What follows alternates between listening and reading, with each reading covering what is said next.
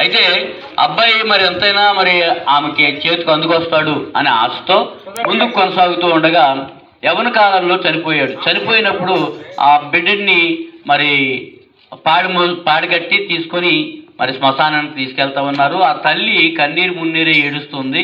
అందుకే ఎందుకంటే 2-3 కొడుకులు ఉన్న కన్నా ఒక్క కొడుకే ఉండి చనిపోతే ఆమెకు భర్త కూడా లేకపోతే ఆ వృద్ధాప్యములో ఆమె వేదన అంత కాదు. ఎందుకంటే అంత కన్నీరు కార్చే ఆ దుఃఖపడే ఆమెను ఆ వీధివారు ఆ ఊరు వారు వాదారుస్తూ ఉన్నారు. అమ్మ మీకు నీ కొడుకుని మేము అనుకోవాలి, లేకపోతే మా యొక్క ఆ బిడ్డను నువ్వు అనుకోని ఇలా ఏదో రకంగా వాదారుస్తూ ఉన్నారు. ఎంతమంది కన్నీళ్లు తుడిచినా మరి కన్నీళ్ళు ఎక్కువ అవుతూ ఉన్నాయి. ఎంతమంది వాదార్చినా ఎక్కువ దుఃఖపడడం జరుగుతూ ఉంది. ఎందుకంటే మనకైనా మనం ఏడుస్తుండే ఒక బాధ వచ్చి ఏడుస్తుంటే ఎవరైనా మనల్ని వాదారిస్తే మనకి కూడా ఎవరైతే వాదారుస్తున్నారో ఆ వాదార్పును చూసి మరీ ఎక్కువ దుఃఖం వస్తుంది, కన్నీళ్ళు ఆగవు.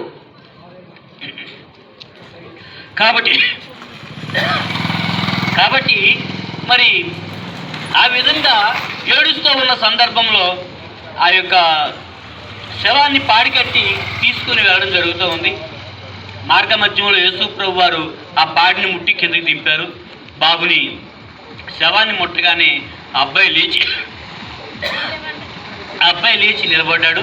లేచి నిలబడిన తర్వాత చనిపోయిన ఆ అబ్బాయిని ఆ తల్లిగారి దగ్గరికి తీసుకెళ్ళి ఆ తల్లిగారికి అప్పగించినప్పుడు ఆ తల్లిగారు చాలా సంతోషించింది. ఆమె కన్నీళ్ళు ఆగిపోయేవి. చూసారా, ఊరు వారందరూ కూడా వాదార్చారు, కన్నీళ్లు తుడిచారు. అయినా ఆమె కన్నీళ్ళు ఆగలేదు, వాదార్పు రాలేదు. అయినప్పటికీ కూడా యేసుక్రీస్తు వారు మాత్రమే ఆమె కన్నీళ్ళను ఆపగలిగారు, ఆమె దుఃఖాన్ని మాత్రం ఆపగలిగారు.